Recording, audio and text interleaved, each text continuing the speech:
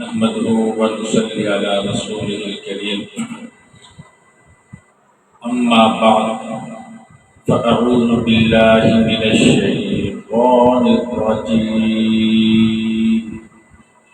بسم الله الرحمن الرحيم فإن طلقها فلا تحل له من بعد حتى تنكح زوجا غيره فإن طلقها فلا جناح عليهما أن يتراجعا إن ظنا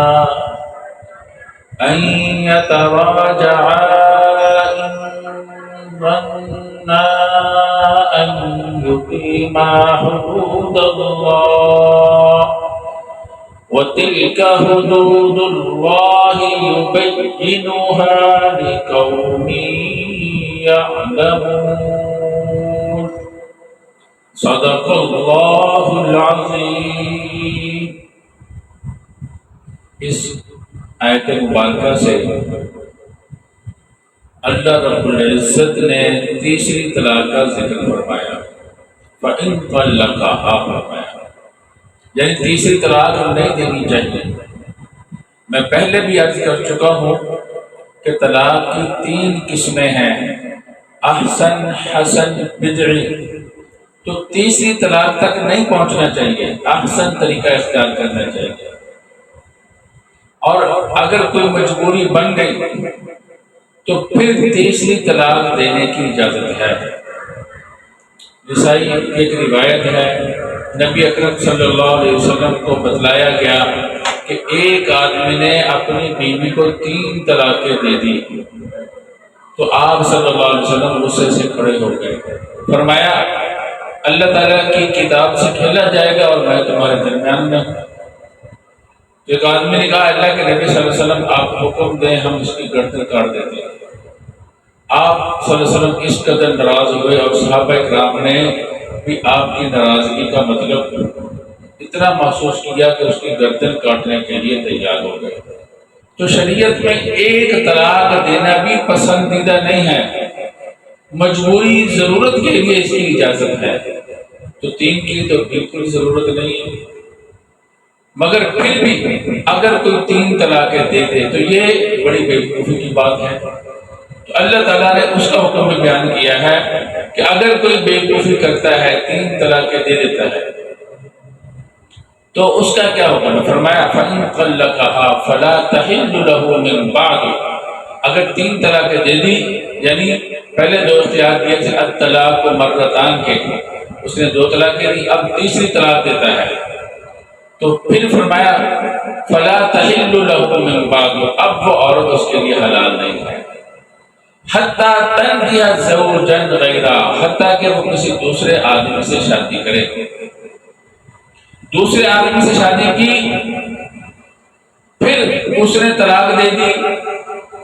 یا وہ فوت ہو گیا، تو پھر یہ عورت پہلے والے آدمی کے لیے حلال ہے۔ اس کو حلالہ بھی لوگ کہتے ہیں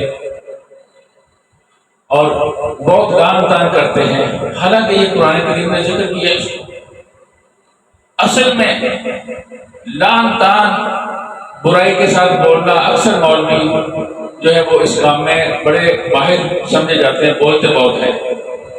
ہمارے سیاستدانوں میں بھی ابھی ایک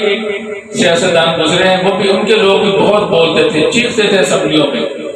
بہت شور مچاتے تھے، اور انہوں نے ملک کا دیوالیہ کر دیا۔ اب ہمارے مذہبی لوگوں میں بھی ایسے بہت بولتے ہیں، سمجھ رائی کے دانے کے برابر بھی نہیں ہے، نہ قرآن کو پڑھتے ہیں نہ حدیث کو پڑھتے ہیں، اس نے کہا، اس مولوی نے کہا، اس نے یہ کیا، اس نے یہ، نہ قرآن کو سمجھتے ہیں نہ اللہ کے نبی صلی اللہ علیہ وسلم کے ارشادات کو سمجھتے، بولتے بہت زیادہ، اس سے یہ خرابی لازم آتی ہے۔ یہ قرآن کریم نے بتایا حلالے کا طریقہ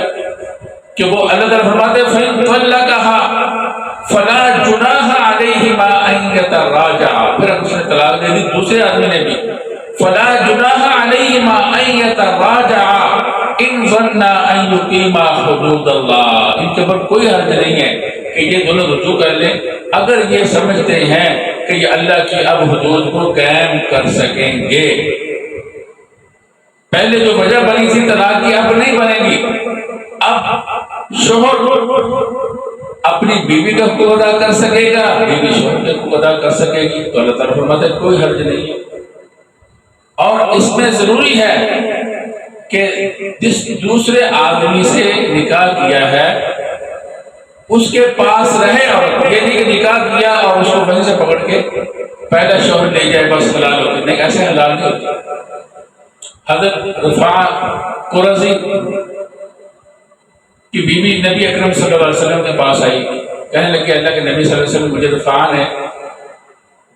رفاع کا لفظ بھی ہے دونوں طرح یہ پڑھا جا سکتا ہے، تو مجھے انہوں نے طلاق دے دی، اور اس کے بعد میں نے عبد الرحمن بن جبیر قرظی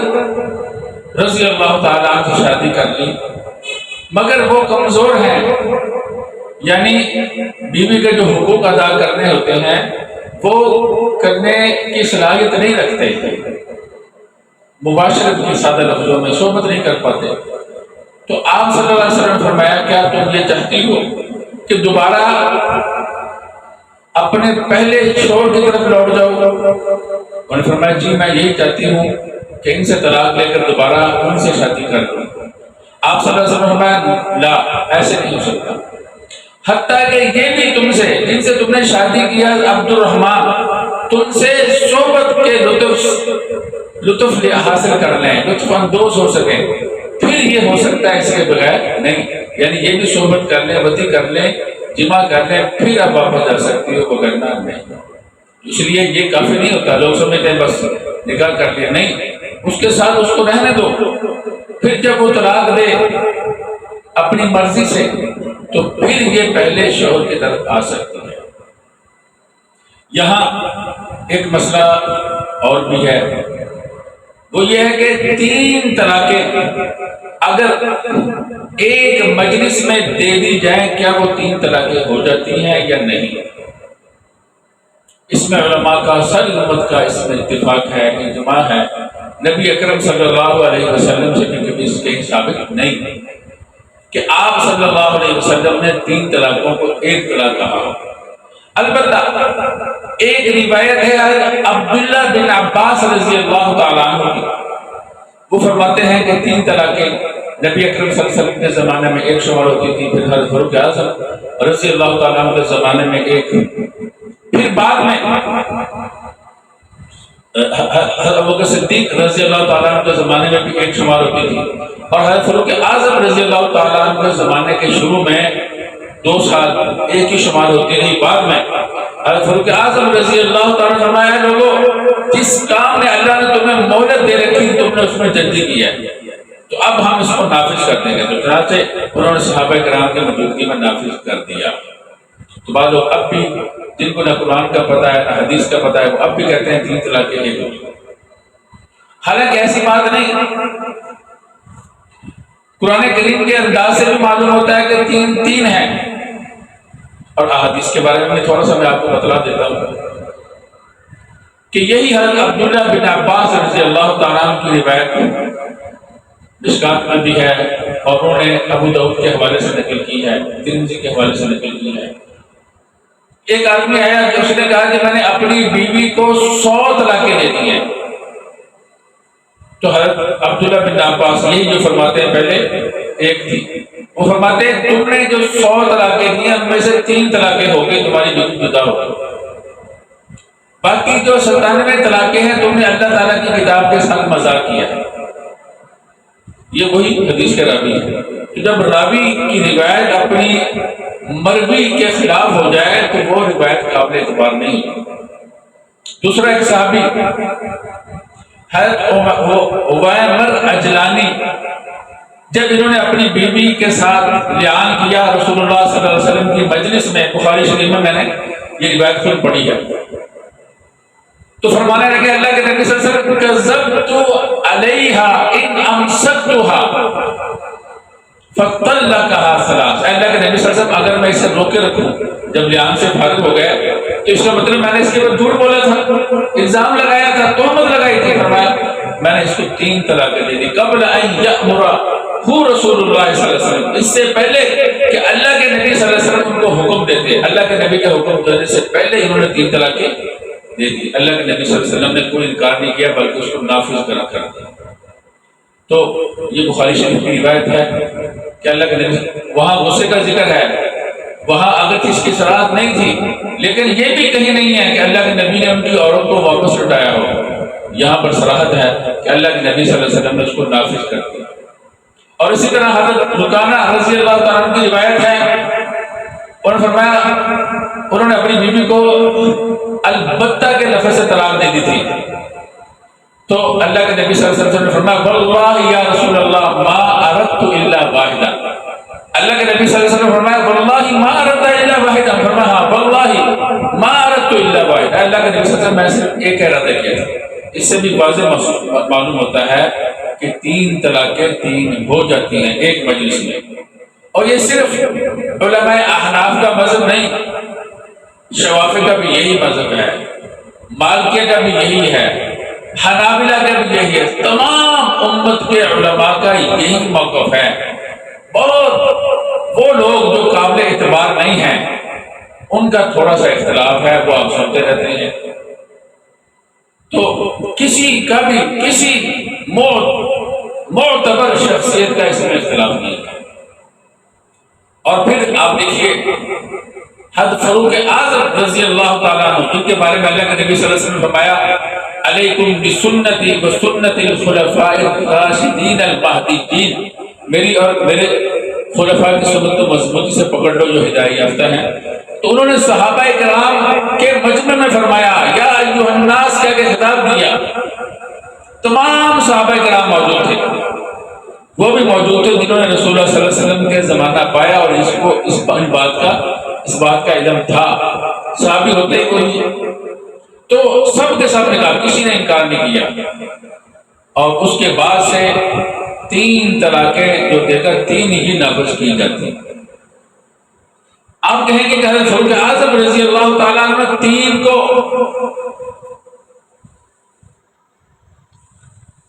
کو ایک شمار ہوتا تھا، 3 کو 3 کیسے کر دیا؟ تو وہ صرف حضرت فاروق اعظم رضی اللہ تعالیٰ عنہ کی بات نہیں، تمام صحابہ کا اجماع ہے، آپ نے سب کے سامنے کیا، کسی نے انکار نہیں کیا۔ تو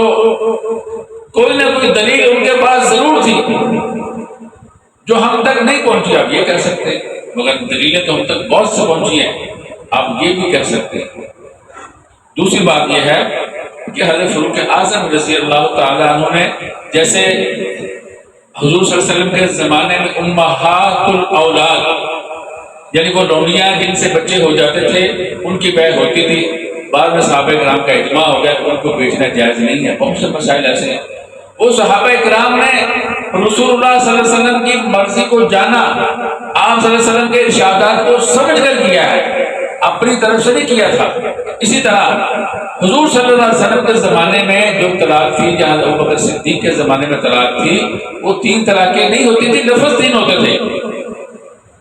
ایک آدمی بیوی سے کہتا میں نے تجھے طلاق دی، میں نے تجھے طلاق دے دی، میں نے وہ ایک ہی بات کو بار بار کہتا تھا۔ بعد میں وہ زمانہ بھی سچائی کا تھا، بعد میں وہ زمانہ اس طرح سچائی کا نہیں رہا، ہر طرح کے لوگ بیچ میں شامل ہو گئے، تو لوگ 3 طلاقیں دے کے ایک ہی کہتے تھے، ہم نے ایک ہی کو بار بار کہا۔ اسی لیے حضرت فاروق اعظم رضی اللہ تعالیٰ نے تمام صحابہ کرام کی موجودگی میں یہ فیصلہ صادر فرمایا۔ گویا کہ پہلے بھی ایسے نہیں تھا، بعد میں بھی ایسے نہیں تھا، پہلے فرق تھا، طریقہ کار اور تھا۔ تو اس لیے حضرت عبداللہ بن عباس رضی اللہ تعالیٰ عنہ کی روایت میں نے بتا دی، حضرت عبداللہ بن مسعود سے بھی ایسے ہی مروی ہے، حضرت علی رضی اللہ تعالیٰ عنہ سے بھی ایسے مروی ہے، اسی صحابہ کرام کی تعداد ہے جن سے علیحدہ علیحدہ بھی ایسے مروی ہے۔ اور یہ جو روایت میں نے حضرت عبداللہ بن عباس کی نقل کی ہے،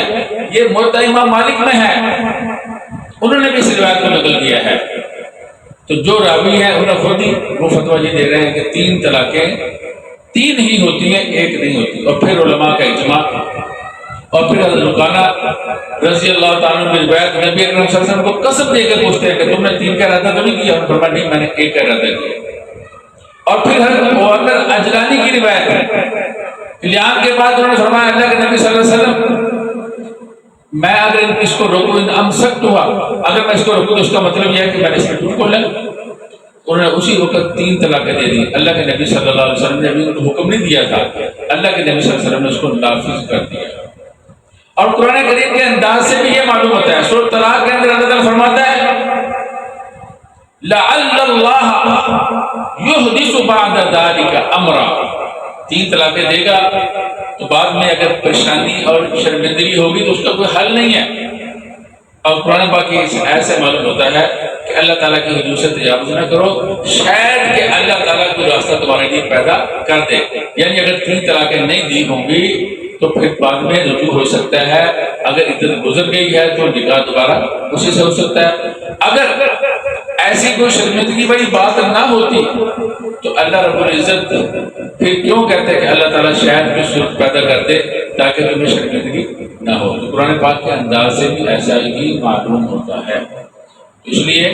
3 طلاقیں، طلاق دینے سے پہلے ایک روایت میں عبداللہ بن عباس رضی اللہ تعالیٰ فرماتے ہیں پہلے تم 3 طلاقیں دے دیتے پھر کہتے ہو یا ابن عباس یا ابن عباس، فرماتے تم اللہ تعالیٰ کی کتاب جو ہے اس کا تم نے خیال نہیں کیا، اللہ کی نافرمانی کی۔ اور اللہ تعالیٰ فرماتے ہیں وَمَن يَتَّقِ اللَّهَ يَجْعَل لَّهُ مَخْرَجًا، جو اللہ سے ڈرتا ہے اللہ اس کے لیے راستہ نکالتا، تم اللہ سے نہیں ڈرے اللہ تمہارے لیے راستہ نہیں نکالتا۔ اس لیے 3 طلاقیں جو ہیں وہ 3 ہی ہوتی ہیں۔ زبان کو بہت سوچ سمجھ کر استعمال کرنا چاہیے، کوشش کرنی چاہیے 1 طلاق ہی کافی ہے۔ جب عدت ختم ہو جائے گی وہ عورت جدا ہو جائے گی، اگر پھر کوئی صورت پیدا ایسی ہوئی مصاحلت کی تو دوبارہ جمع ہو سکتے ہیں نکاح کے ذریعے سے۔ اگر زیادہ ہی کرنا ہے تو پھر 3 طلاقیں دے دو، اس کے بعد پھر دوبارہ گنجائش نہیں۔ اور 3 طلاقیں دینے کا بہتر طریقہ یہ ہے کہ ہر طہر میں 1 طلاق مل جائے۔ اگر کسی نے غلطی کی، جیسے کسی نے حیض میں طلاق دی تو وہ بھی ہو جاتی ہے، اگرچہ وہ حرام ہے، تو اسی طرح یہ اگرچہ ناجائز ہے، اگر وہ دے دے گا تو یہ بھی ہو جائے گی۔ تو اللہ تعالیٰ فرماتا ہے تلک حدود اللہ، یہ اللہ کی حدود ہے، اس سے آگے تجاوز نہ کرو۔ وَتِلْكَ حُدُودُ اللَّهِ يُبَيِّنُهَا لِقَوْمٍ يَعْلَمُونَ، اللہ تعالیٰ یہ حدود ایسی قوم کے لیے بیان کرتے ہیں جو علم رکھتے ہیں، جو اس کو سمجھتے ہیں، جو اس پہ عمل کرتے ہیں۔ اس لیے اللہ کی حدود کو سمجھنا چاہیے اور اس پہ عمل کرنا چاہیے۔ دعا کیجیے اللہ رب العزت جو کچھ کہا سنا گیا ہے اس پہ عمل کرنے کی توفیق عطا فرمائے اور اس کو ٹھنڈے دماغ کے ساتھ سوچنے سمجھنے کی بھی توفیق عطا فرمائے۔ وآخر دعوانا الحمد للہ رب العالمین۔